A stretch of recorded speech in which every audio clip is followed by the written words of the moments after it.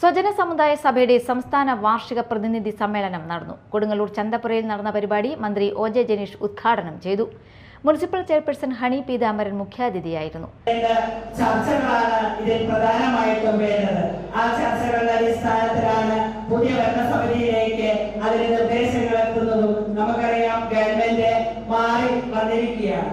ആശയങ്ങൾക്ക് മുൻതൂക്കം കൊടുത്തുകൊണ്ട് തന്നെ നിങ്ങളുടെ ഈ പ്രദേശ സമ്മേളനം ഇന്ന് കൊടുങ്ങല്ലൂർ നടക്കുമ്പോൾ അതിന് ഒത്തിരി പ്രാധാന്യമുണ്ട്. ഇതിലെ ചർച്ചകൾ നിങ്ങളുടെ പുതിയ ഗവൺമെന്റ് എത്തുകയും അതിനുള്ള അവകാശങ്ങൾ നേടാനുള്ള പ്രയത്നം അതിലൂടെ സാധിക്കട്ടെ എന്നുകൂടി പറഞ്ഞുകൊണ്ട് ഒട്ടും ദീർഘിക്കാൻ ഞാൻ ആഗ്രഹിക്കുന്നില്ല. കാരണം ഞായറാഴ്ച ഇന്ന് നമുക്കറിയാം, ഇന്നലെ SSLC കുട്ടികളുടെ റിസൾട്ട് വന്നു. അതിന്റെ ഭാഗമായിട്ട് ഒത്തിരി പരിപാടികൾ നടക്കുകയാണ്. രാവിലെ 8 മണി തുടങ്ങി ഞാനൊരു പരിപാടിയിൽ തന്നെയാണ്.